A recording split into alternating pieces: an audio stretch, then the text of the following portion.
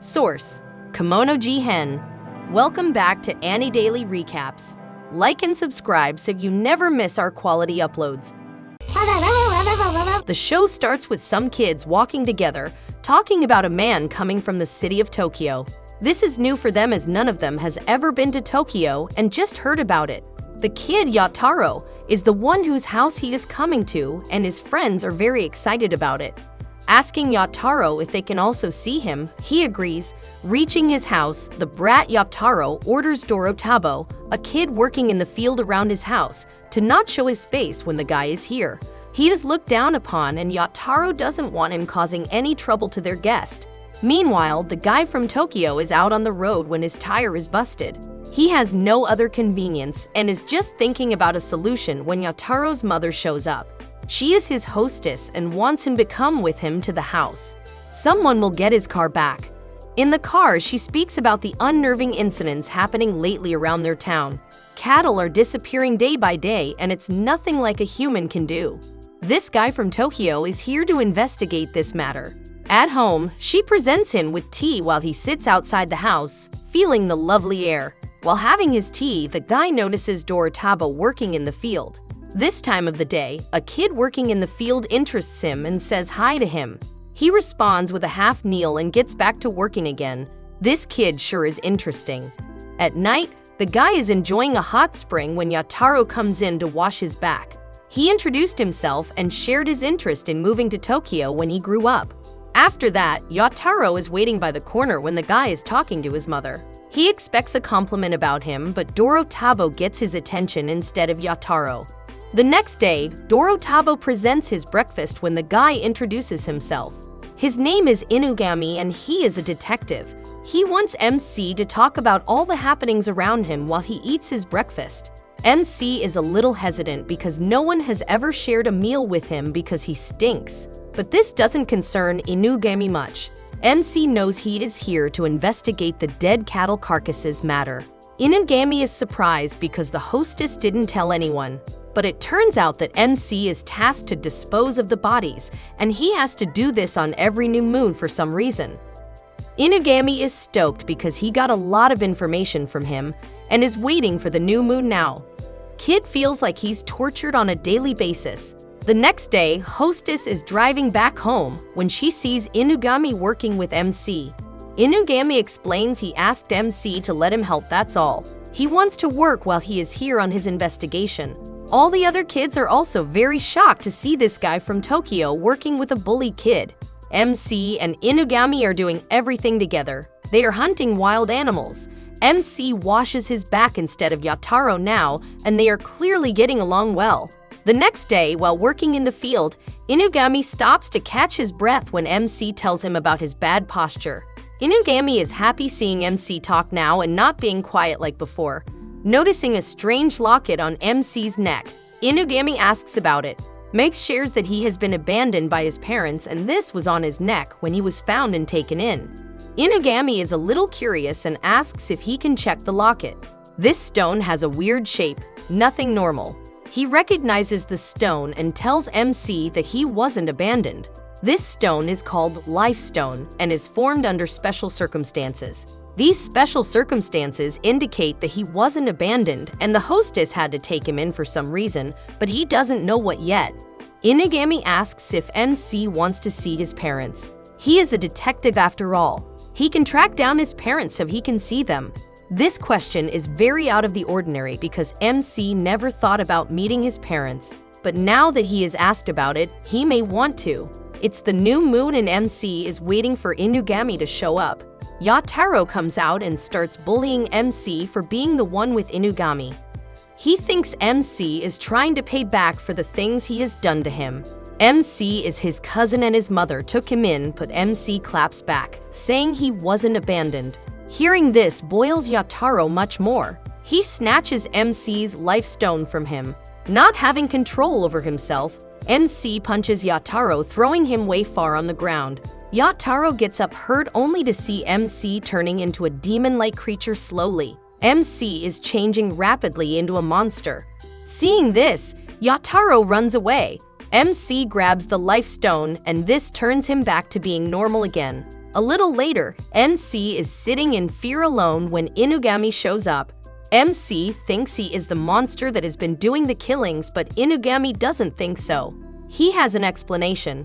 Inugami shows MC that he has a tail, which means he is not a human. Inugami reveals the existence of kimono, supernatural beings who used to keep their distance from humans. However, things have changed recently. Kimonos are now mixing with humans and even having children with them, and MC is one of these offspring. He is the child of a human with a demon. His species is called Hanyo. MC is confused about everything he is hearing. Inugami continues by saying that this limestone is the one keeping MC from turning into a thirsty demon. It keeps his demon thirst from being manifested. Yataro, on the other hand, is in disbelief seeing MC like that. He recalls the time when he accidentally killed MC, and rather than blood, a white liquid starts oozing from his open head. MC came back unhurt at supper, and he thought it was just his imagination, but that was all true. Running to hide away in a barn, Yataro tries to open the door, but it does not. Suddenly, a pack of demon dogs attack Yataro when Inugami and MC come to help him. Inugami explains that these species of colors don't die when you kill them. You have to decapitate them to make them stop moving. MC has one in his hands and twists his neck to take it off. Impressed by this, Inugami compliments him. Seeing another demon deer, Inugami attacks it, but it is too fast. Nearly a magazine later, the deer is still up and regenerates its flesh in seconds. MC rushes forward and, in a lightning-fast move, thrusts his arm into the deer's mouth and severs its neck with a single powerful pull. What is this kid made of? After taking care of these, they are walking back when MC thinks he can't live here anymore. Yataro has seen the real him. Inugami agrees and reveals his true motive. He was hired by the hostess to kill MC. Pointing his gun toward MC, he explains that she knew about MC being a demon, and with these recent events, she secretly made up her mind to kill MC. We get to know that MC's real name is Kabane. Inugami asks one last time if MC wants to meet his parents. He says no, and Inugami shoots MC right in his head, killing him. Showing the body to the hostess to make sure she knows he has done his job, Inugami takes MC with him in his car. On the way, MC wakes up confused about him not being dead. He already told you demons like you cannot die. They are heading toward Tokyo to Inugami's office. Getting some clothes to wear that don't fit him, MC is confused about being here. MC is introduced to Akira and Shiki, one of Inugami's fellow workers.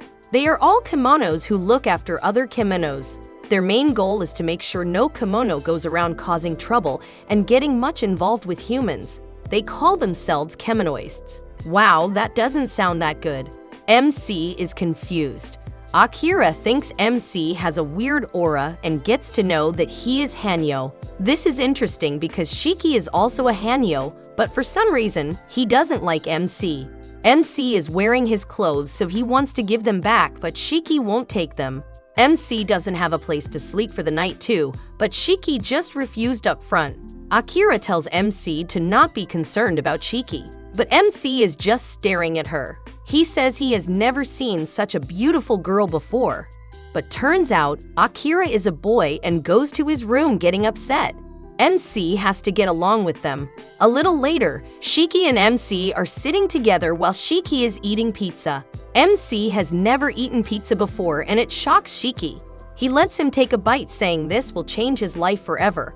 MC likes it, but Shiki suddenly remembers that he made up his mind not to be nice to him. He tells MC that he doesn't like him. If they both are Hanyos, it doesn't mean they have to get along.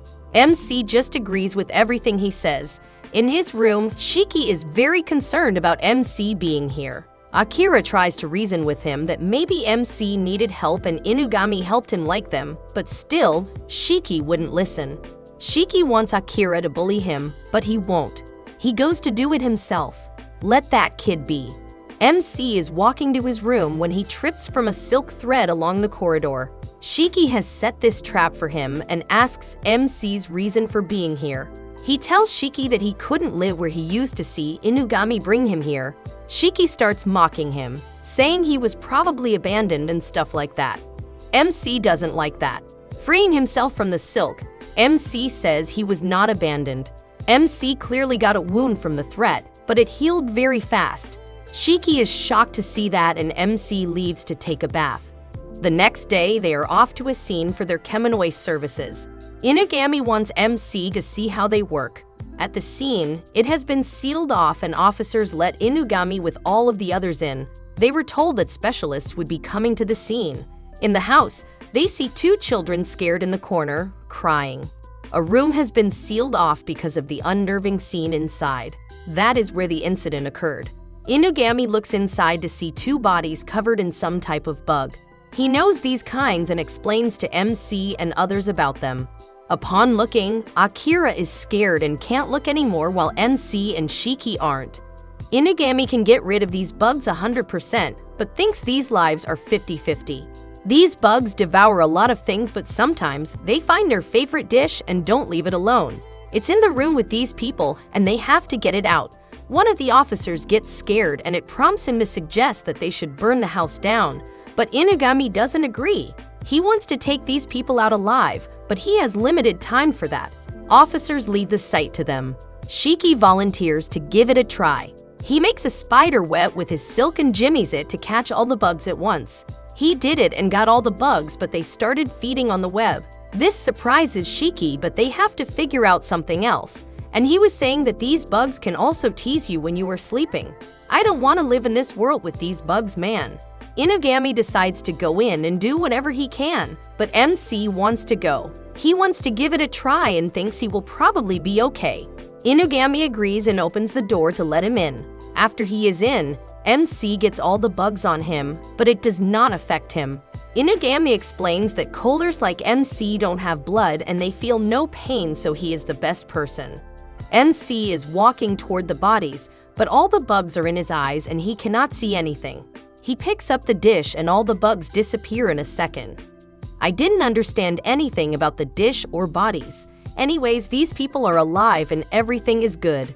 Seeing those children get together with their mother, MC is forced to imagine his family. He is sad and wants to meet them. Later, they found out that the bugs appeared out of guilt, and it was because of these stolen shoes. The big brother comes to thank MC personally when Inugami hands him the shoes to throw away.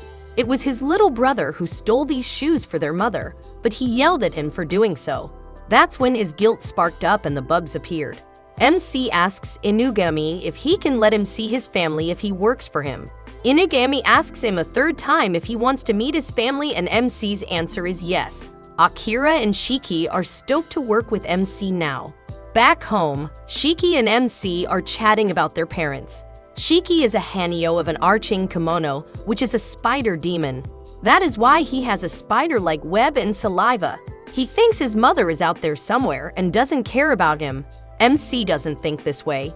He feels like they are looking for them and they should have some hope about it. Shiki doesn't care if his parents are alive or dead. All he knows is that they abandoned him. Anyways, Shiki wants to show MC his bed as they are not strangers anymore. This is clearly a good sign for MC that he is getting along. Meanwhile, Inugami hears them talk and gets on the phone with some lady.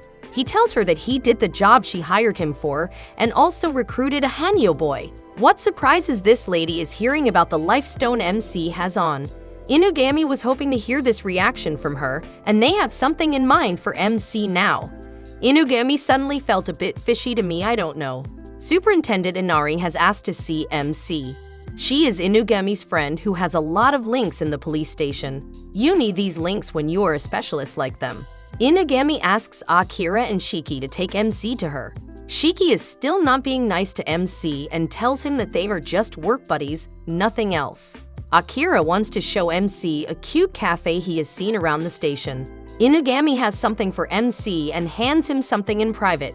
MC doesn't understand, but it's a good luck charm from Inugami, he says. Meanwhile, we are introduced to Inari. She arrives at the police station and all of the officers greet her. She is quite the flashy personality with all her charm. Another strange girl is with Inari, and we don't know her yet. MC is on the way to the station with Shiki and Akira. He is surprised to see all of these people around.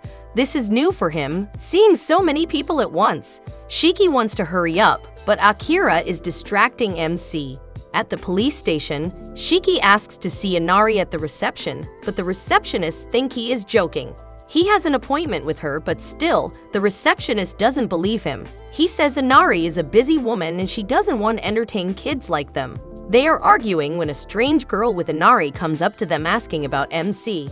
Her name is Kan and she is here to take MC to Inari. Shiki and Akira are not invited, only MC. Poor Shiki. MC is on his way to Inari with Kan in a lift. They reach a meeting room where she will be meeting MC. MC is entering the room when Kan kicks him and throws him inside. Inari is waiting for MC and introduces herself. Inari knows he is a Kohler and was raised by his aunt when his mother left him, and that he has a life stone on him. She requests to see it when MC takes it off to show her. She takes it and sees it very carefully. Inari explains that Inugami and she didn't get along so well, but kimonos live off of human energies that they emit. It can be emotional, physical, or whatever kind of energy. That's why she and Inugami got to play nice with each other. She goes on to explain that the life stone is a rare item that helps kimonos live easily without having the thirst for these energies.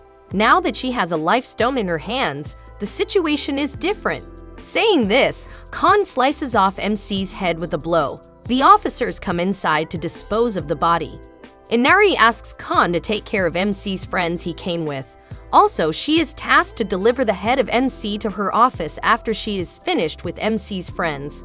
Down at the reception, Shiki is furious waiting for MC to come back. Meanwhile, Akira is taking selfies outside the station to post on his profile. Shiki gets more furious by the time MC shows up with a suitcase in hand. Shiki starts yelling at him, saying he has been waiting for so long. Akira notices the suitcase and asks about it. He tells him that he is tasked to deliver it to Inari's office. Saying this, MC's face changes into a fox. Akira and Shiki are afraid of seeing him change his face like that. Turns out, it is Kan and she is here to kill them. Kan starts blasting them with fire. She is some type of fox kimono. Shiki and Akira dodged all of her attacks for now. All the police stations are on fire, but it's okay because it is an illusion. All of these people here are puppets of Inari under her control. They don't feel anything, not even pain. Shiki is terrified hearing this. He uses his web to cover him and Akira with some of the furniture so Kan's attack doesn't work. Hiding behind all that stuff, Shiki uses its silk to snatch away the suitcase from Kan and looks inside. It's MC's head and he is alive and talking. That is creepy.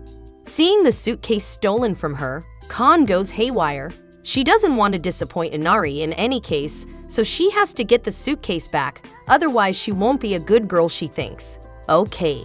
Kan starts blasting in every direction, hoping to hit Shiki and Akira. Meanwhile, Akira is passed out and Shiki takes him and MC's head upstairs sneakily.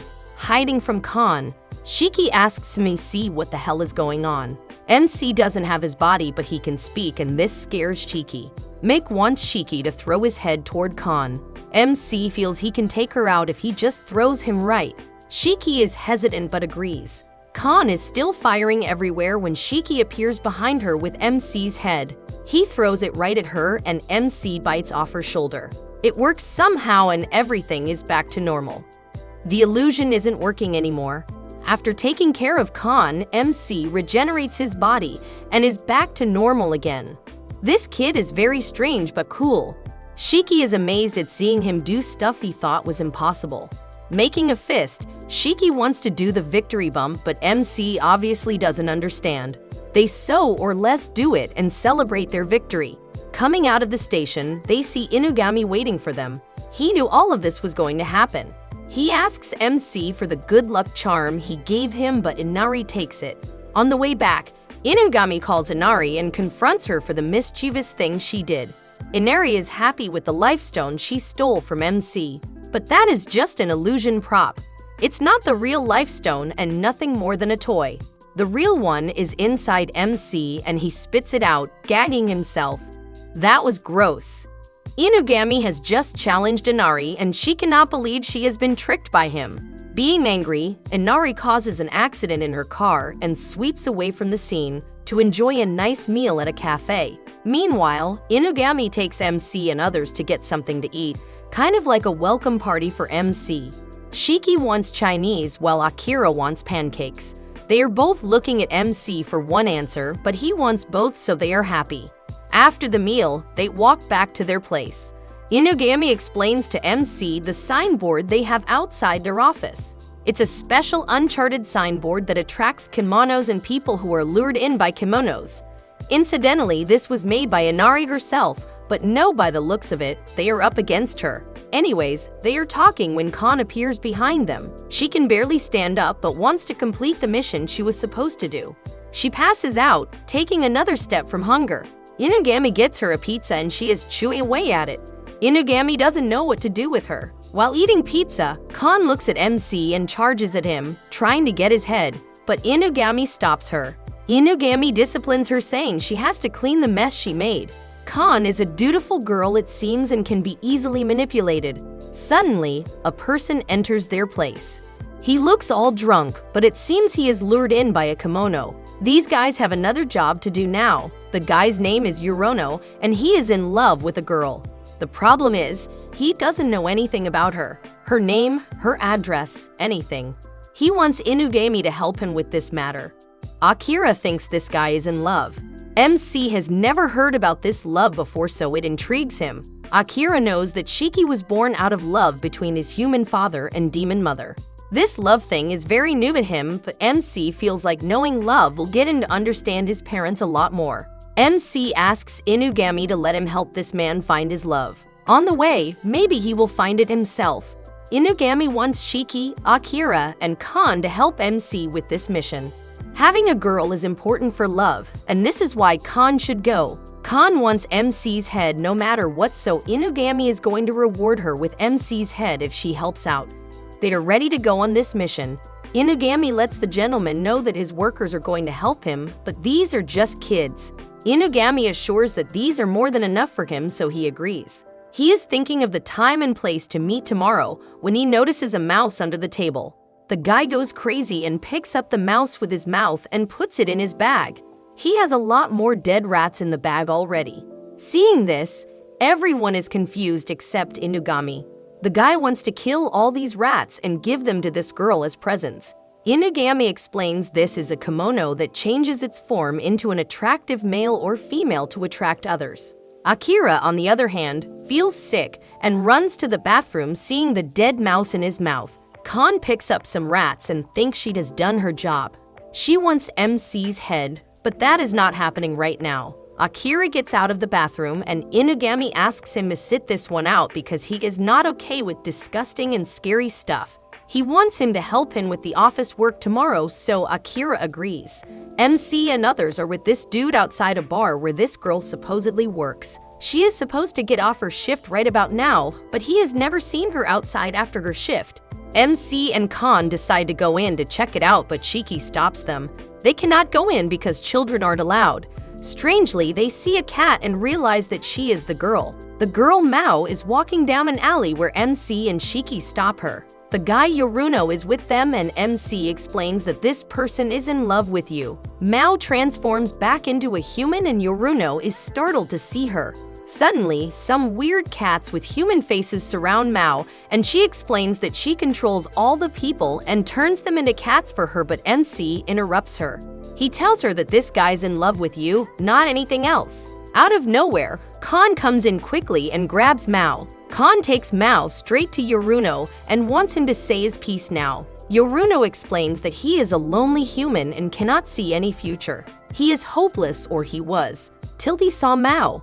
He wants her to turn him into a cat and live with him. Mao is surprised to hear all this and things turn good for Yoruno.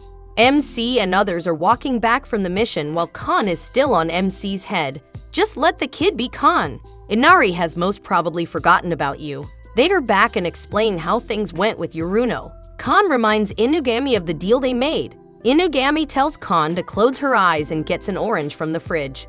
Changing the orange into MC's head, Inugami hands this orange to Kan and she leads happily. Inugami asks if MC finds anything about love, and he does. He gives Inugami a pack of tissues as a good gesture, saying he brought light into his life. MC thinks someone that brings hope into your life is your love. He thanks Inugami for being the light in his life. Akira and Shiki are also the same for him. The next day, Inugami tells them about Yoruno and Mao getting together happily. They are happy and even left a picture of them as a gift. Shiki is frustrated for some reason, saying he doesn't understand life sometimes. Akira feels MC is something else because he has been here for only a few days and he has solved so many problems that he has never for so long. Also that night, MC saved Akira by keeping out the cockroach that got in his shower. So the next day, MC is now Akira's senpai and he is directly under his command. Akira wants Inugami to give them a mission so they can complete it together. He has one and it's near a river. There has been construction recently and the construction workers are disappearing one by one. It's going to be disgusting, scary, and gross, which is exactly what Akira doesn't like. Scared by this knowledge, Akira is trembling but has to agree because MC accepted the mission. Inugami fills MC in telling the workers are found skeletonized after the disappearance. He knows who the culprit is probably. There are some indigenous creatures living in the river and maybe all this construction is disturbing them, or they might not like anything new being built there. MC and Akira are at the river. It's dark under the bridge. They are going inside when a small creature falls on Akira's shoulder. It's some kind of worm. MC picks it off and throws it in the water. Akira wonders why he doesn't MC kill these creatures. He only kills when something pushes him. Otherwise, he just lets them go because they are on the same boat together being a kimono. They are going deep under the bridge when Akira tells MC about his brother and his past. Akira is a snow kimono. In their clan, there are only females and males are born every 200 years or so. He has a twin brother who got lost when they were coming to Tokyo together. Akira joined Inugami's office to find his brother, but on the way, he got a lot weaker, which was the opposite of what he wanted. Suddenly, there is a frog person behind Akira and MC saves him from it. A small dog-like creature named Tanuki appears with a letter from Inugami. He says frog kimonos are living here and they are killing everyone. With the letter, there is also a bottle of blood to attract them. MC is ready to fight these frog creatures, but Akira is way too scared. MC asks if he can fight. Akira cannot obviously, but thinking about his brother gets him motivated and is ready to par with these kimonos.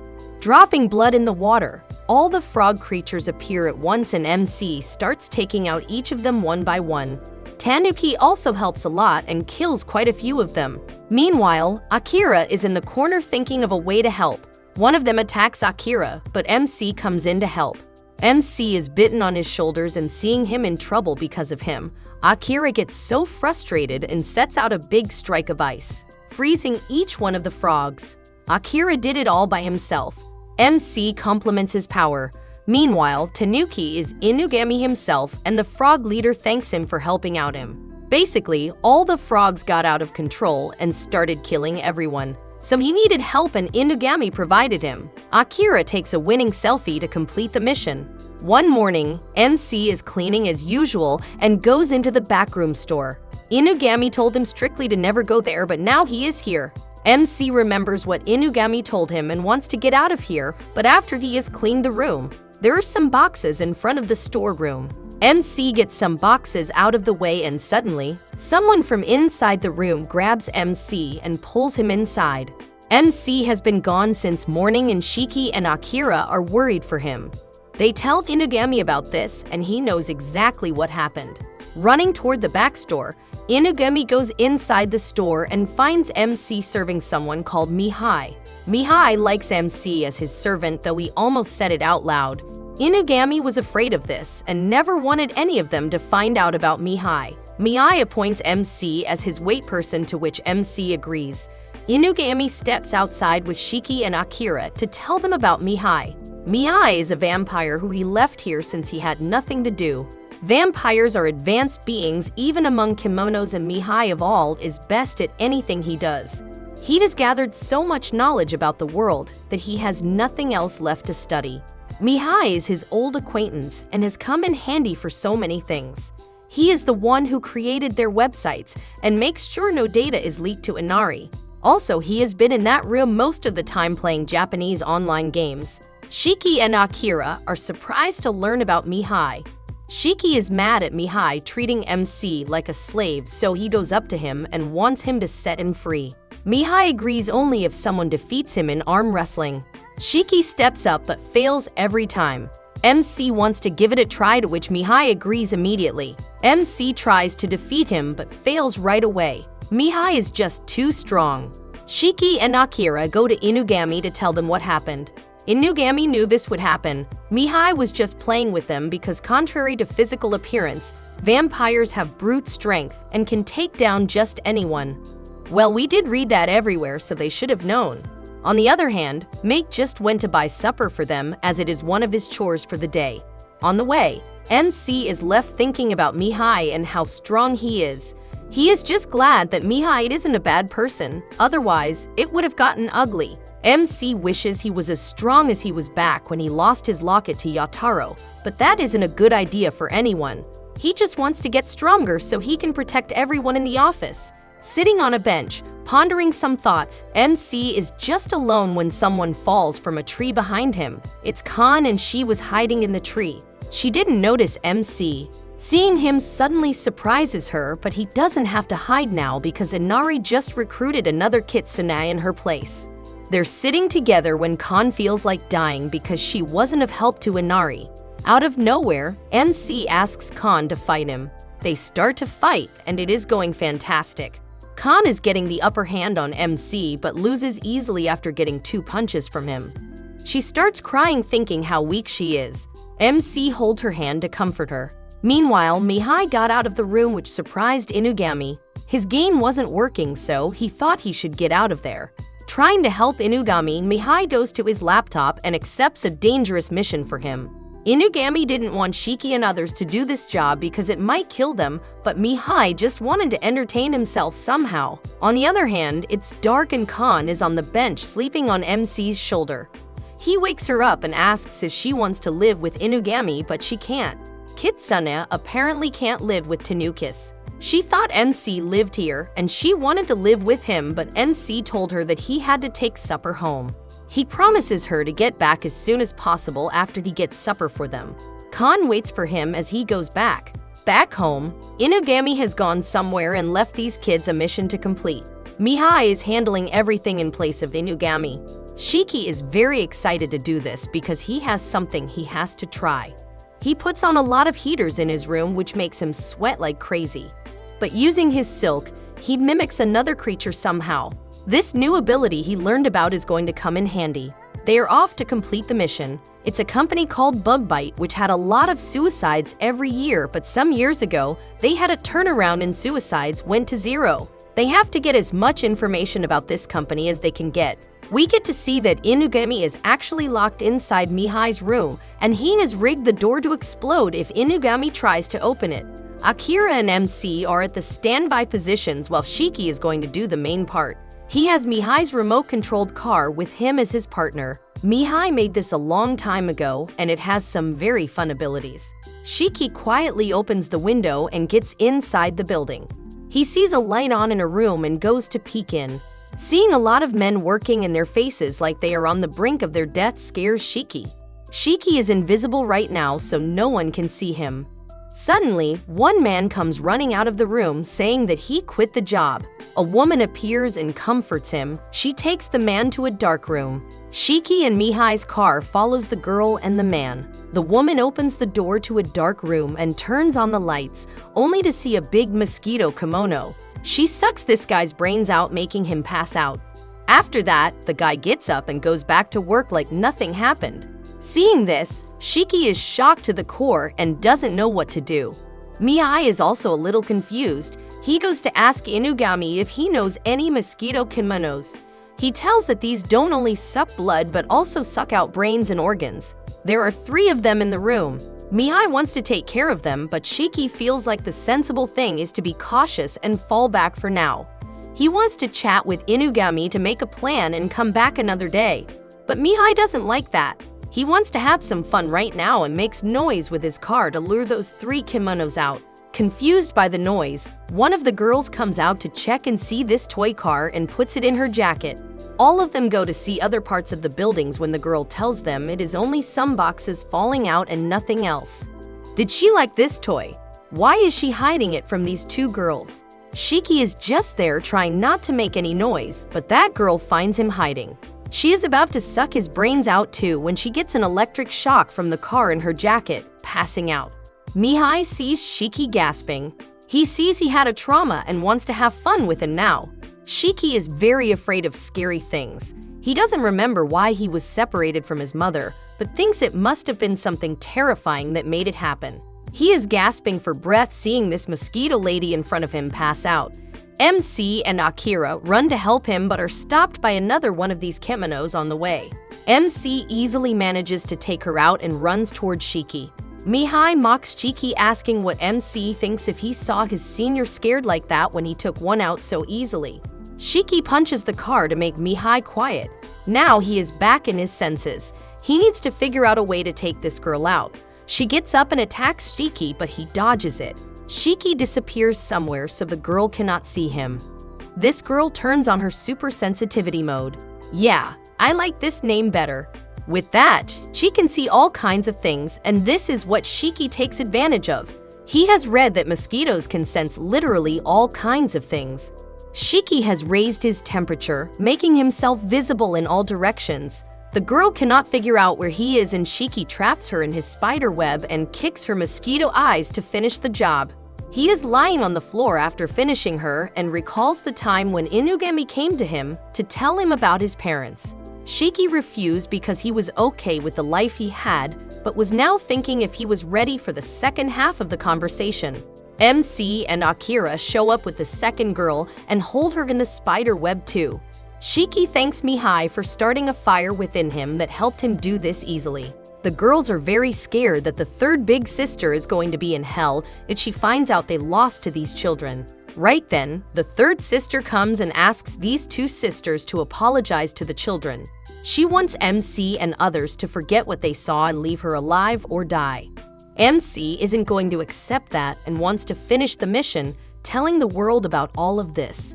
She now has to fight them and her sisters want to help her, but she sucks their brains out. The third sister sucks both of her sisters empty of blood and kills them, making herself even stronger.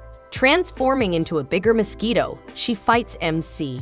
Taking him on easily, MC is not as strong as her and she stings through his body.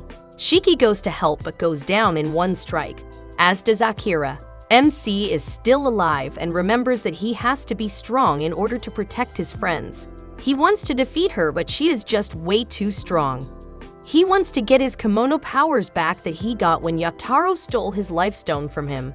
Mihai interrupts the fight and tells MC to focus on his instincts.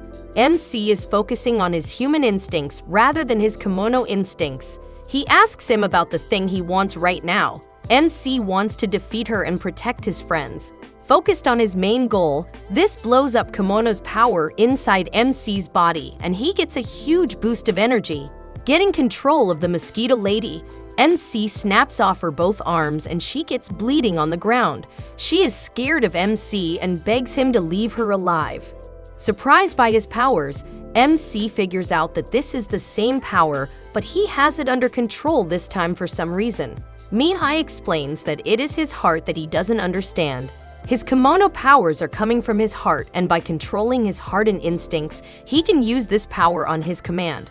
Mihai lets Inugami out of the room and he tells MC to get out of there without killing the mosquito girl. Their job was just to investigate, not kill anyone. Inugami knows Inari will handle the rest of the matter, and as he is saying this, Inari's new kitsune arrives. His name is Nobumaru. He comes to the scene and blows up the mosquito girl in one split second by snapping his fingers. MC is concerned about it, but Nobumaru explains that he has to get rid of any kimono affairs. Humans are also involved in this matter and he is going to blame the CEO of this company. Saying this, Nobumaru blows up the dead sisters as well. He wants MC to take his friends home because they are badly injured, but he has a secret for MC. He tells him that Inari hasn't given up on his life stone. He has been following MC everywhere as he is tasked to. He knows Tanuki will get angry if Inari forces him to take MC's life stone, so she wants him to help her on his own and offered his life stone voluntarily. MC is confused as to why he is telling him all this. It's because Nobumaru doesn't like Inari. He wants MC to keep this between them only. Saying that, Nobumaru takes off and these guys get home. Akira and MC are worried that Mihai put them in a lot of danger just for his amusement, but they did get a lot stronger because of it. Mihai argues that the way Inugami puts them on easy missions, they aren't going to get stronger. They should thank him. Inugami agrees that these guys did perform great, which is what he wasn't expecting at all. Shiki is asleep. MC cannot sleep, thinking about Akira and Shiki. He wants them to be okay. Kabane is way too good for these fellas. The next day, Shiki is frustrated because MC is following him around everywhere, asking if he is okay. He complains to Inugami, but Akira knows he is just worried about his health. Seeing all of them in one room makes MC very happy. He is glad that all of them are safe, but he thinks like he is forgetting something and suddenly remembers about Khan. He runs to the tree where Khan lives. Khan comes down all worried about MC. She was waiting a long time for him, and he finally showed up. MC went on a mission after giving food at home, so that's why he got late. Khan understands because she prioritizes Inari's missions on everything as well. Khan got 2 fishes for them to eat together, but they got rotten now. Meanwhile, Nobumaru is watching them from a tree closely, hoping MC won't forget what he told him about. On the other hand, Shiki asks Inugami if he can tell him about his parents. Inugami is surprised that Shiki had a change of heart, but Shiki always cared about his parents. He thought he would find some harsh reality in the story if he started looking into it, but now he is ready. So they are off to find Shiki's parents. Shiki lives in the mountains somewhere, and Inugami is taking Shiki and the rest to Shiki's uncle. Shiki lived with his uncle before he came to Inugami. MC congratulated Shiki on meeting his parents, but he didn't find them yet. There is a town in the mountains where Shiki's uncle lives, and they are here. Inugami goes to get them settled in an inn while these guys pass their time around the town. In a store, Akira is amazed by all the beautiful products he is seeing. MC found a lore book. The story is about a guy named Shiga who lives in a village. One day he came home to find a spider going through his food. He offered some food to the spider, and the next day, the spider gave this guy some golden spider web that he sold to get rich and live happily ever after. They are going to find a lot of books like these here. Inugami comes to the store with Shiki's uncle. They head off to his uncle's place. His name is Tadmaru and he is a scholar. Shiki tells them that his uncle knows about the existence of kimonos and he doesn't have any issue with it. Tadmaru asks if Shiki is friends with them, but he is kind of rude and says these are just work buddies, nothing else. Akira doesn't like that. Tadmaru shares Shiki's childhood and how short-tempered he was. He always got in fights and he used to stop him. Shiki initially thought his uncle wanted to discuss his assignment with Inugami. However, his uncle surprised him by sharing that his parents, both scholars and folklorists, were known for seeking out the most challenging and obscure legends, like the legendary Nishiki game. Good luck pronouncing that. Tadmaru shares that this is where they found Shiki's mother. He told Shiki about all of this before, but after this, he kept from it. Inugami understands and gives them space. MC, Akira, and Inugami get back while Shiki and Tadamari talk. They are eating ice cream, thinking about Shiki when he shows up. He is being unnaturally cheerful for some reason. He got to know that his parents were dead. His father died even before he was born, and his mother died when he was 5 years old. The trauma he has been carrying is probably because he saw his mother's body up close. But this doesn't seem to affect Shiki. MC thinks Shiki is putting up a brave face, but Akira stops him from saying that. He thinks he is tearing up from the inside. Anyways, Inugami asks Shiki about his uncle. He is alone where they were sitting before. A little later, MC, Akira, and Shiki are at the hot bath, but no one is talking. Akira is feeling the tension grow when Nobumaru out of nowhere comes in. He sees that they are all alone, so he takes off his headphones to reveal his kitsune ears. He was looking for MC all over, but he didn't know they were out of the city. Anyways, he wants to join these guys. They go to see fireflies after the bath. Akira loves it as this is his first time seeing these fireflies. Shiki, for some reason, is hearing weird noises today and just heard it again. He goes to a tree and starts staring at it. Meanwhile, Nobumaru knows they are here to find Shiki's parents but asks MC, what if it was his parents? What if he found out that they were dead instead of Shiki's? MC doesn't understand what he is talking about. So am I. Nobumaru thinks MC is not ready for that yet, so he drops it. They see Shiki staring at this tree and ask him. He remembers himself when he was a kid. He used this tree as some kind of a sign. He starts following all the signs he used to follow and finds a house. He remembers that his mother used to be here every time and he would take her place to look over this while she went someplace else. He would wait for her, but one day he was tired of waiting and followed his mother to this house, and what he saw was horrendous. He didn't see his mother's body up close as his uncle told him, but what he saw was much more disturbing. In the present, Shiki is standing in front of the same house and falls on his knees opening the house door. MC and Nobumaru follow Shiki and don't understand what is happening to him. Seeing a needle inside, Nobumaru remembers that in the old days, people were caught doing illegal things with kimonos. Inari covered it up, but when it got out, she blacklisted one person's name, and it was Tadamaru Akio. The uncle looked like a good person. Why does every story have to make a decent person bad all of a sudden? Meanwhile, Inugami is at Tadamaru's and wants to talk about some grown-up stuff with him. Tadamaru is surprised that Inugami found out his place. On the other hand, Nobumaru explains that someone created a special silk that helped cure many of the diseases and was booming in the market for its sales. The guy who created this silk was blacklisted, and it was Tadamaru. Shiki explains that after what he saw in the lab, he was passed out by someone and woke up to find out that his mother was injured. She was going to recover in some time, but all of Shiki's childhood passed and she never returned. He stopped asking Tadamaru about her and left, but now he knows what really happened to her. Shiki wants to kill his uncle. MC doesn't stop him, which surprises Shiki. In fact, MC asks if there is anything he can help Shiki with. Inugami and Tadamaru start walking into the forest. He knows Tadamaru made the golden webbing and sold it. Inugami hampered his creation and stopped him from selling any more of that. Tadamaru is upset knowing he was the one who stopped his business. Inugami is curious about his thoughts on this wrong thing he did, but this wasn't wrong for Tadamaru. He explains that the legend of Nishiki-gain was true and Shiki's father wanted to pursue the thought, but he accidentally fell from a mountain and died while Shiki was still in his mother's womb. His mother, Kumi, wanted to take care of Shiki no matter what. She came to Tadamaru when Shiki was just born because he had gotten a disease that had no cure in Kimono's world. Tadamaru proposed that with her help, Tadamaru could help Kumi get a lot richer so that she could live her life without any trouble. He wanted to produce the golden webbing, and for that, he had to capture the webbing-producing kimono. He tried making so many of it, and one by one, he made the best one, which produced a lot of golden silk. But 5 years into the test, Shiki found out about their test lab, and Tadamaru tried to make him distanced from his mother.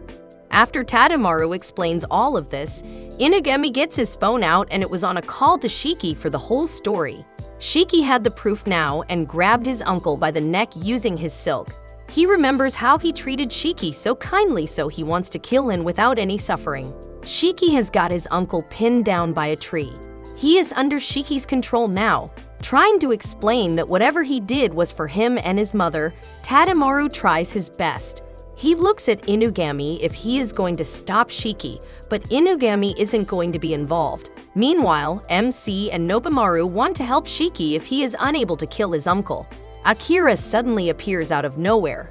He was left behind and is very mad at them. Akira was crying and peed himself 3 times, hearing some scary noises while he was alone.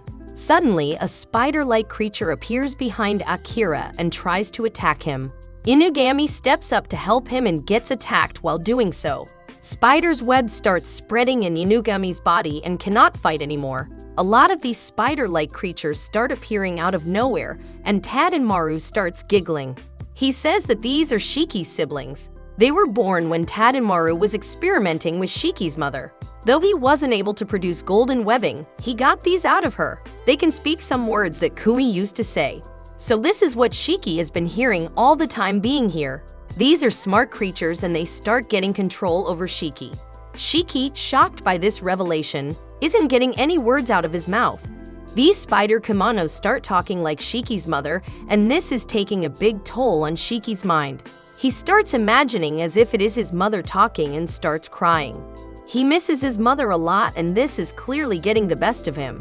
Nobumaru notices Shiki and thinks he cannot fight anymore. Nobumaru asks MC if he is up to the fight now, but MC doesn't respond. He is transformed into his kimono form and goes up to Shiki and asks again if he wants MC to help him. Shiki, in dread, holds his arm, calling out for help. MC is now ready to fight and kill off 2 of the spiders only in one blow. Tademaru, seeing MC kill them so easily, has no choice left but to bring out the bigger weapon. A giant kimono spider appears outside of the forest and wants to kill MC. MC charges up at him and punches out his one eye. Shiki wants MC to kill each and everything Tademaru created, and MC goes down to business. Meanwhile, Inugami has his arm full of venom and cannot produce his gun to defend himself. Akira tries to freeze his arm to stop it from spreading, but freezes off more than he wants. Some spiders are approaching them to attack, but the girl we saw before appears and stops them. They are somehow obeying her and stop the attack. The girl helps Inugami heal his arm. She takes Inugami to a river and tells him to dip his arm into the river. He does, and it magically heals his wound. She tells him that other kimonos drank water from this river when they were sick, and it healed them, so she thought it would work in venom as well. "You are a real-life savior, little fella." She asks Inugami to stop those guys from killing Tademaru because she wants to ask him something first. On the other hand, MC has done it. He has killed each one of the spiders, including the giant one. Shocked by this, Tademaru tries to get away, but MC picks him up and throws him in front of Shiki. He asks if Shiki wants to kill Tademaru himself, and he wants MC to do it. Shiki is alright now and has gotten back to his senses. He isn't planning on killing his uncle because when he heard his mother's voice coming out of these spider things, he knew even if he killed his uncle, his mother would not come back. He thanks MC for helping him out like that, and he promises to return the faker someday. MC is looking forward to it. The little girl named Aya comes with Inugami and Akira. Tademaru starts freaking out for some reason, telling her to go back to the house. It looks like this little girl was a hostage all this time. Aya doesn't care what he asks of her now because his doings are in the open now. Aya wants to know where he kept the cocoon all this time. Tademaru realizes that he has a card up his sleeve and plays it. He knows she wouldn't let these guys kill him unless he told her about the cocoon. So he gets back his arrogance and starts playing her. Shiki, in the meantime, is trying to figure out who this little girl is. He knows it cannot be her daughter because he was alone all this time. However, he remembers that his uncle always wanted to leave something behind. It can be his research or anything in general. He thinks this girl is his stepsister, who is Tademaru and Kumi's daughter. But Aya stops him and says that he wouldn't accept him unless she gets herself that cocoon. Someday please give this girl her cocoon. Inugami steps up and tells her that they are detectives and can help her get this cocoon of hers. Inugami calls Mihai, who is busy playing games. He asks Mihai if he knows anything about Tademaru, and he does. He tells him that Tademaru has 4 places that he visits every day in his routine. One of them is a cave in the mountain range they are in right now, a specific spring pond. Hearing only this, Aya runs to the pond while Tademaru frantically yells to stop her. Aya is going toward the pond and realizes that the place to keep the cocoon is that detoxifying river pond. There, the cocoon would be safe and uninjured. She reaches the river pond and goes deep in to find this cocoon, but Shiki stops her. He offers to go instead because she can drown. He goes inside and at the edge of the river deep in the water, sees someone stuck to the wall. Lo and behold, it's his mother, and she is perfectly fine, unconscious. A kimono guard appeared right behind Shiki, but he took care of him easily. Taking his mother out, he asks if this is Aya's doing. She tells him that she is the golden webbing that Tademaru is proud of. Inugami and others come there as well and are surprised to see Shiki's mother. Tademaru explains that she was just insurance if something happened to Aya and was hoping to mass produce these golden webbings. He is explaining and ranting when Shiki punches him in the face, making him unconscious. Nobumaru chimes in saying Tademaru didn't have a reason to kill Kumi because she meant no threat to him whatsoever. Shiki wants to take his mother to a safe place and takes him to Inugami's car. In the car, MC is glad Shiki found his mother unharmed, but she isn't waking up for some reason. So Inugami takes her to a clinic he knows. It's night, so the clinic is closed, but an old woman welcomes them in when Inugami tells her it's a kimono case. At the clinic, the old woman is checking Kumi and trying to figure out what happened to her. She thinks it's a psychological issue. Shiki asks, all worried, if she is even going to wake up. She will wake up after getting the analeptic herbal treatment she is going to get. The woman goes to make the herbal treatment and sees that everyone is exhausted. She offers them patient beds to stay the night. Akira seems like a girl from every angle, but he's actually a guy. Anime's getting weird. Inugami explains that this woman Ohana started as a regular doctor, but started dealing with kimonos as well. Anyways, Shiki is staying here with his mother while everyone leaves. MC and Akira are sleeping while Inugami is with the doctor. Aya, on the other hand, is standing outside Shiki and his mother's room. She thinks she has no right to open the door because she did all of this. She was always a healing machine which Tadamaru used every time.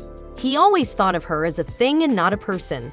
He would beat her sometimes as if she was a malfunctioning machine, but she still got her way sometimes because he knew he could not break her. He got her books to read and clothes to wear, but Aya most likely spent her life in her room in the basement. One day, Tadamaru got a call from Shiki, and she got to know that she has a brother. She imagined him to be the Prince Charming like in the books she read. She always thought of running away with her mother and her brother, but that day never came. Thinking all this, Aya is about to go away, but Shiki lets her in. He knows she is outside, worried about her mother. She thinks her brother hates him. She is surprised he didn't kill her because she is the same spider but in the human form. Ranting about not being important enough, Shiki stops her. What she is thinking is far from the truth. Shiki is glad she was alive, so she took care of his mother. Compared to her, Shiki didn't do anything but live a comfortable life all that time.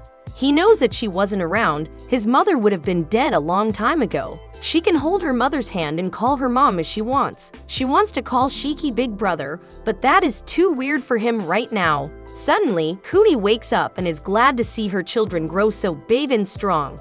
Finally, Shiki has met his mother and they are all happy seeing Shiki with his family now. It has been a week now and Shiki is living with his mother at the clinic. Inugami makes MC and Akira their breakfast. Enjoying the breakfast, Akira feels the office to be very dull without Shiki. MC is also a little concerned if he is ever going to be back. The way MC smiles is very funny to me. But to their surprise, Shiki shows up and isn't planning on leaving the office anytime soon. Along with him, he brought Aya, who is looking completely different now. She changed quite a lot in an instant. She is wearing modern clothes now and wants to work with Ohana at her clinic. Wanting to be a cheminopathy doctor, Aya asks Inugami if she can fill out the contract, to which he agrees. She is filling the contract while Shiki is freaking out, trying to stop her. He thinks she is too small to be a doctor, but MC thinks if she has the power, she should use it somehow. He got a point.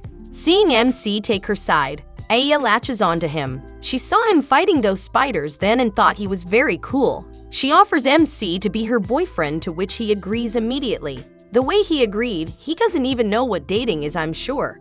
Akira tries to talk sense into MC, but he doesn't understand. You're so cool, Kamine, and I love the way you think.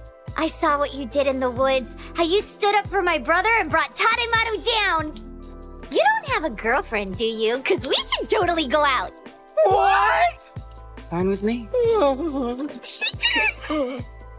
Suddenly, Khan shows up asking MC to fight because she is stronger than before. She is jealous of seeing Aya with MC for some reason.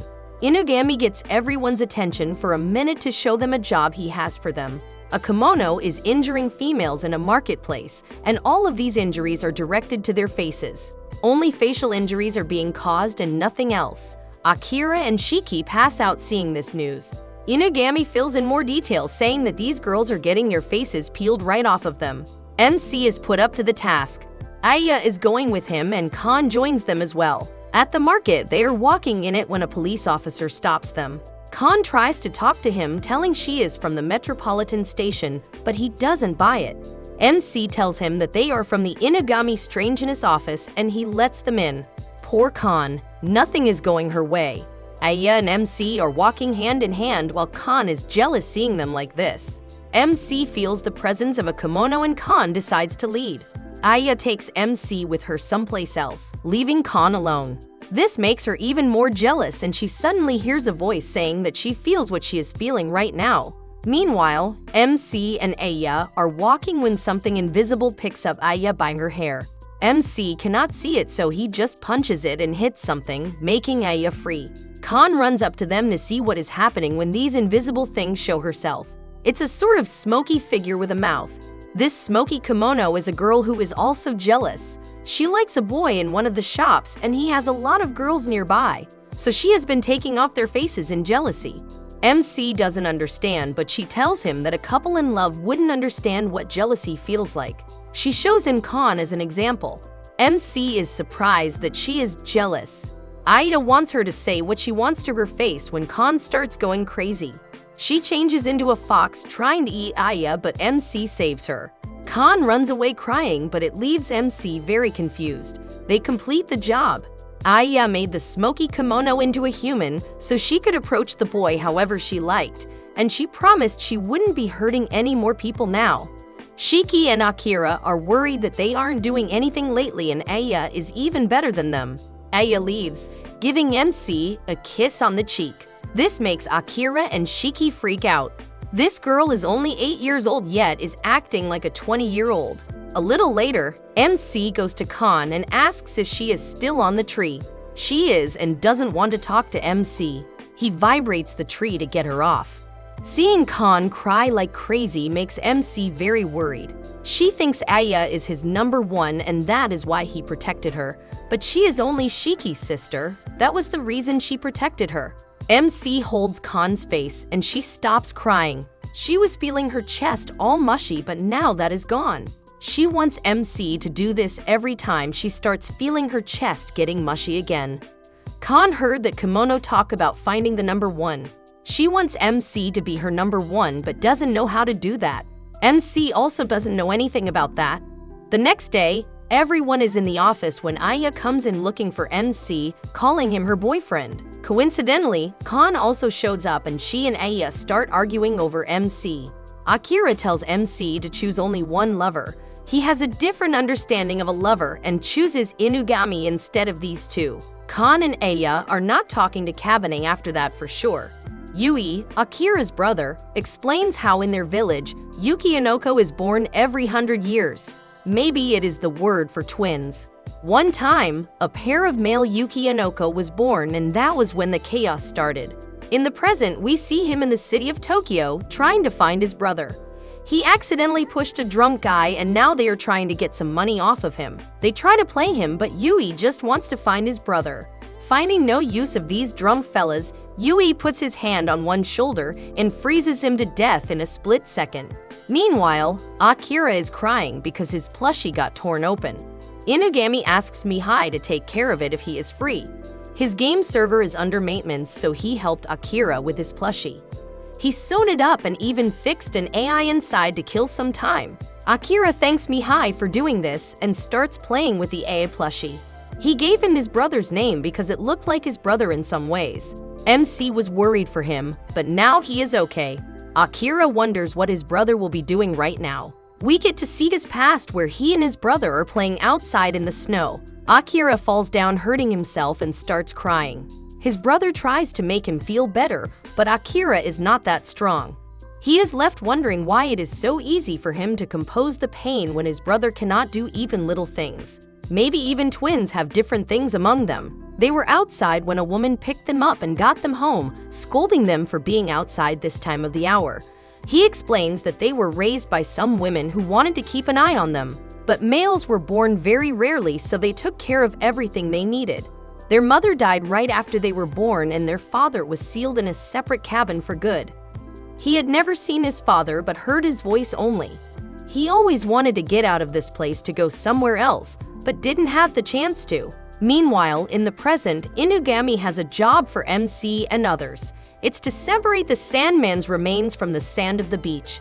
He passed away at the beach and got mixed with the sand there. Never thought of that happening all this time knowing Sandman existed. What an ugly faith. Shiki doesn't have an idea what to do about this. Akira accidentally falls on these bags and tears them open, spreading sand everywhere. He is messing everything up. Whatever he tries to do gets messed up. MC tries to comfort him, saying that he knows Akira is just like this. He always messes up no matter what, and he doesn't expect anything else from him. Was that supposed to be an assurance or a roast? Anyway, Akira decides to leave and go somewhere else because he is always messing things up and getting in everyone's way for no reason. He packs a bag and takes his plushie with him. He doesn't have anywhere to go and no money when he asks the A plushie about it. He suggests going to the airport. That is when he wishes he had his brother Yui with him. Coincidentally, Yui passes right by him and notices him. In the past, Akira and Yui found a bag near their village. It was a human bag with a lot of stuff inside. They noticed a magazine and it was about Tokyo. After going through the magazine, they planned on coming to Tokyo when they got bigger. They are finally together after so long. Yui thought he was living with Inugami, but he left there and is on his own for now. Akira thought they were meeting a lot sooner than this when he sent Akira toward Tokyo. Yui is on the hunt for a place to stay for the night, and Akira decides to make a pit stop to grab a creep, inspired by the ones they saw together in a magazine. MC and Shiki complete a job swiftly but find no more tasks for the day. Inugami shows MC Akira's letter, asking if he agrees that he isn't very useful. MC concurs but doesn't seem bothered by it. A little later, Shiki is bored and wants to play a game. He asks MC, but he also has no idea for a game, so he suggests they should ask Akira because he always has better ideas. Shiki doesn't want to, on the other hand. Yui and Akira are in the forest and looking for a place to live. Akira wishes to live in an ice castle like he saw in a movie. Yui stops and builds a giant ice castle out of thin air. Where does Elsa come from? Akira loves it. He goes inside to see it and wants to take a snap of it to share on social media. But Yui takes his phone and breaks it. He leads looking for food and locks Akira inside the castle. Meanwhile, MC and Shiki are not getting along together without Akira. MC is getting some things from the store and realizes that Akira always understood Shiki, and without him, he and Shiki are fighting a lot. He gets home and tells Shiki about it. He doesn't disagree but also doesn't want Akira back. Inugami, on the other hand, sees the ice castle being trending on social media. Media reporters are at the castle. Inugami with MC and Shiki goes to the castle to see what is going on. A huge crowd is gathered here, but nothing is going live. Suddenly, Yui comes out of the castle with a serious look on his face. He tries to attack the crowd, but Inugami stops him. Inugami notices the stone in his chest and realizes that it's not looking good. Explaining the stone, he says that it is a null stone, much like MC's life stone. Life stone is to compose kimono energy inside, while null stone is to amplify it and make it visible to everyone. He realizes that he is Akira's brother and asks about his village. Yui, without responding to his question, pays his gratitude to Inugami for taking care of Akira all this time. Akira, on the other hand, is locked inside and sees the social media through his plushie's eye projector.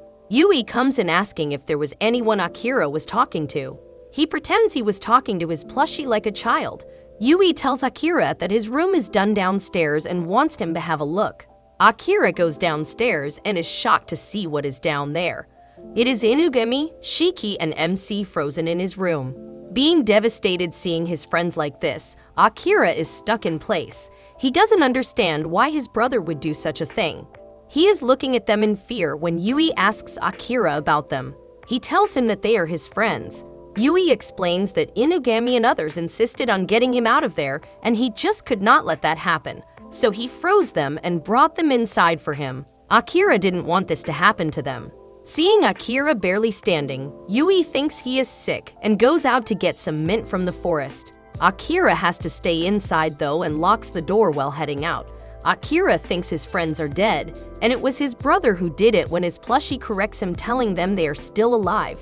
Akira remembers MC doesn't die because he is cooler. Inugami is also alive because he was preserved with his body at a normal temperature. Akira is trying to figure out a way to melt them as fast as possible when Akira's plushie has an idea. Yui, on the other hand, is looking for mint when we are filled in with a little bit of past. Yui was made the chief of the village after he and Akira promised to leave the village. He served as a chief and learned all sorts of things. He got to know about the null stone, which was the cause of the snowstorm in the village. One night, Yui gets to bed after the day of being a chief when Akira asks if there is anything he can do to help. But everything a chief has to do is not suited for Akira, so he passes. He has a beautiful flower from a tree. He gives it as a gift to Yui to become the chief of the village. The hunting and all other dangerous stuff was done by the women of the village. And slowly, all of them got into competition to impress Yui. Yui got under a lot of negativity and curses that he started to get bitter and hasty a little bit. But Akira was the only salvation he had at that time. He was the one that kept him from going haywire. Yui is back with the mint, but Akira wants salt and water for the bath. This is a tactic to get some salt to melt the water, I guess. I don't know, to be honest. He asks if he is feeling all right now, and he is. Akira says anything and his brother does it, he has to take advantage of that. He doesn't know exactly what is causing him to be weird, but Akira is more worried about his friends now. Yui goes to get salt and water, and Akira is thinking of a way to melt the ice as fast as possible. Meanwhile, Inari and Nobimaru are here. Inari is amazed to see this castle in person. Nobimaru thinks there is no water to make this kind of castle, so it has to be the null stone. Inari agrees, saying it gets the ice from the life health of other beings. Nobimaru notices and sees there is no grass growing around the castle anymore. On the other hand, Akira is left wondering about the possibility of saving his friends when he sees MC melting somehow. He is slowly melting and his upper half of the body detaches away from the frozen pile. He can regenerate the rest of the body and can move now. MC tells Akira that his brother has nullstone, which is causing him to be like this. Akira remembers that people talked about a stone or something that caused the snowstorm around their village. It kept humans from getting in. MC plans on fighting his brother, but Akira doesn't like this idea. He knows if they get frozen again, they will be dead for sure, and he has to do something about it. MC can't do anything unless he gets something at that null stone Yui has. MC goes on to apologize for the morning. He tells Akira that he realized that being of no use doesn't only apply to chores and work. He likes him better in the office. With him, there are fewer fights, and Shiki thinks the same way. Akira isn't saying anything. MC insists on him coming back, but Akira speaks up. In a strong voice, Akira tells him that he didn't ask them to come and get him. He asked Yui to freeze you guys because he doesn't need you. MC thinks he is lying. MC comes up to him and sees if he is crying, but he isn't. Akira tells MC that he hates them and doesn't want to be near them. Yui comes back and sees MC. He is about to attack, but Akira stops him. Akira says he doesn't care about these guys anymore, but he just got wary of this castle. He wants another place with a sea view. Yui agrees and wants to fulfill his brother's wish. Going out, Akira says bye to MC in an emotional way. MC is left shocked by Akira's behavior. Plushie speaks up and asks MC to complete Akira's unfinished tasks. MC throws salt on frozen Inugami and Shiki and sticks Plushie inside Inugami's arm. He is a mechanical plushie, so he can provide some heat. But MC is still wondering why Akira said what he said. MC is still thinking about Akira when Inari shows up. MC is shocked to see her, but she isn't here only for his lifestone. Nullstone has gotten her attention and she wants that as well. She asks MC to help, but he doesn't agree. She convinces him, saying Nullstone is connected with his parents. How is everything connected to Cabinet of all the people? Yui and Akira are going someplace after leaving her when Akira remembers the time he used to stroll like this with him. One time he was having a stroll with his brother when he offered to help in some way. Yui told him that he was weak and didn't have to do anything. He is strong, so he can do anything for him. Yui just wants Akira to smile like he does because it saves him from all the negativity. Suddenly, Yui realizes that he has to make sacrifices for Akira. He gathered up all of the women of his village and set a proposition for them. He will serve them and make their wishes come true if only they let Akira leave here. But if they don't, he will kill himself right here. Women think they will just make Akira chief in his place, but Yui lets them think about it. Of course, Akira cannot be a chief and never like Yui, so they agree. The next day, Akira departs Akira saying he will be right behind her. This story got a change like I wasn't expecting. As Akira left, the women of the village sent someone after Akira to kill him. Yui gets a whiff of this and confronts them. He left the village with the null stone for his brother. In the present, Yui senses someone near them and sees Nobumaru on a tree. Getting Akira locked in a cage, Yui is ready to fight Nobumaru. He attacks him and Nobumaru gets away almost in time. He is ready to fight Yui with all his might today, seeing he cannot take a null stone so lightly. On the other hand, Inari tells MC that Null Stone is a sibling to the Life Stone and getting it would give a lot of information on his parents. MC doesn't want to leave Inugami and Shiki like this. Out of nowhere, Inugami speaks and tells MC to believe Inari and help her this time. He is speaking through the plushie in his arm. What kind of technology did Mihai add in this toy that he can read heart and brain waves? Like what? MC agrees to Inari and goes to save Akira. He thought if he played MC and others that his brother being weird was his fault, he could save them and explain later. Maybe after saving his brother from this wrath, every one of them can live together happily, but that isn't happening. Nobumaru and Yui are fighting all out. Nobumaru, using his clone's ability, tries to touch and take off Yui's null stone, but it doesn't work. Instead, it takes a toll on Nobumaru's hand and he cannot use it anymore. It literally sucked the life out of it, man. Yui understands that he is after the null stone but doesn't give in that easily. On the other hand, Akira tries to get out of the cage but gets his head stuck and now he cannot move. He doesn't want them to fight because someone will be dead if they keep fighting like this. Nobumaru on the fighting side is cursing Inari for putting him in charge of getting the null stone. Yui fires a fatal blow at Nobumaru, but MC jumps in to save him in time. He wants to help save Akira but doesn't have any idea. Nobumaru hasn't got any idea either, but suddenly something came to his mind. Akira is still trying to get out of the cage but sees a light inside all the smoke. We see MC literally on fire fighting Yui. He cannot attack Yui normally because he will just use his ice to stop them from doing anything, so Nobumaru sets MC on fire because he doesn't die. Now he is literally fighting against fire. This is working as it is taking a toll on Yui's body to dodge his attack. His ice is melting and isn't working like it did before. Being down after getting some blows, Yui remembers that he has to protect Akira and uses his null stone to make himself an icy person. He is just copying Nobumaru now. Now, MC cannot get a straight blow on him like before. MC wants Nobumaru to maximize the fire on his body, but it would kill MC. MC insists, so Nobumaru does it. Now, MC is much more powerful and lands a decent blow on Yui. He needs 2 blows to finish him off, and he got one. Delivering the second blow wasn't enough, and now MC is slowly starting to turn into ashes. He runs to hand the final blow, but Akira uses water in the air to get himself free and comes to protect Yui from MC's final blow. MC trembles down into ashes. Yui stops Akira because it is too dangerous for him. Suddenly, Yui starts to crumble and is dead for some reason. Nobumaru notices this and explains that Nullstone has sucked the life out of Yui.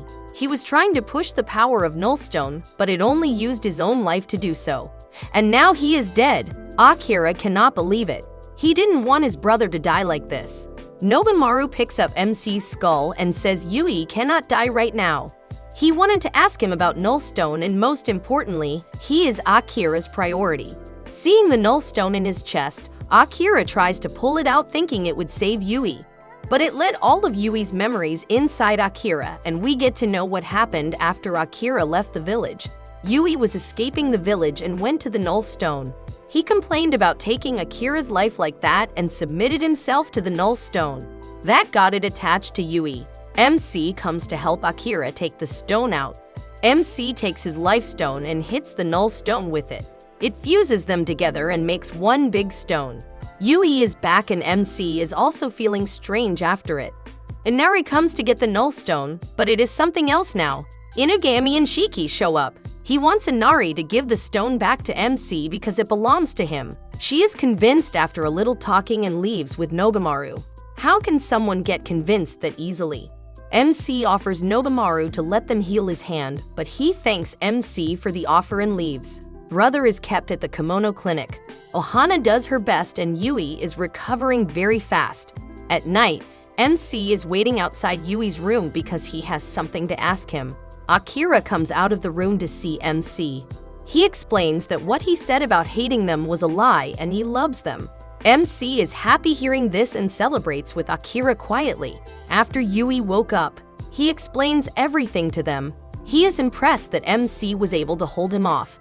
Inugami wonders if their village is really not anymore. He remembers that when he gave himself to the stone, everything around him turned to white, and all he could remember was Tokyo, Inugami, Kemonoist, and Akira, everything that was important to him. Akira remembers that he came to the city and met with Inugami right away. Maybe that's why the women of the village weren't able to find him. NC asks if Yui knows anything about the Null Stone. He tells him that the story of his village goes back 1,000 years, to the time of the kimono incidents. MC doesn't know about the kimono incidents, so Inugami explains it. It was around 1,000 years ago when kimono and humans had a war, and a lot of them were killed because of it. The kimono superiors decided to rectify kimono and humans living together after that, which made the world like it is now. Now every kimono and human lives together without disrupting each other's life.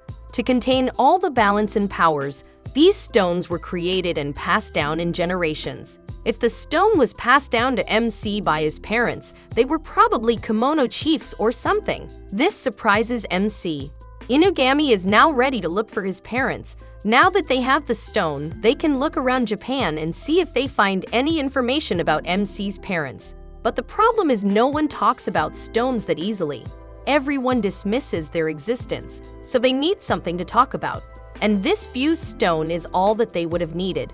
Yui tells them that he destroyed the village after he took the Null Stone and even killed all the people in it. He blames himself for all the trouble that happened today and happened in the past. But Akira assures him that it was just the stone acting, not him. He insists that he should be punished and should carry the burden, but Akira slaps some sense into him. He realizes that what he needs is for his brother to be safe and happy, and he is. He cannot ask for more. He wants to live happily with him ever after. They celebrate the victory with some peace signs snapped for the social media. Why didn't the animator just make Akira a girl? On the other hand, Nobumaru is asked by Inari to get the stone by any means, but he has to make sure Tanuki doesn't argue the reason. He has just the person in mind.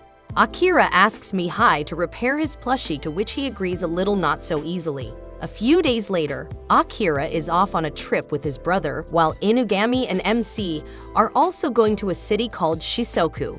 Nobumaru goes to Kan to ask her to trick MC into giving his stone. This is a mission from Inari, so she accepts it without a thought. MC and Inugami are about to take off when Kan shows up, wanting to go with them to Shisoku. MC asks Inugami if she can tag along and he doesn't have an issue. They are off to find MC's parents after all this time. Inugami would be granting MC's wish that he requested him all that time ago. Subscribe and enjoy our other contents posted in our channel. Until then, stay safe. Bye.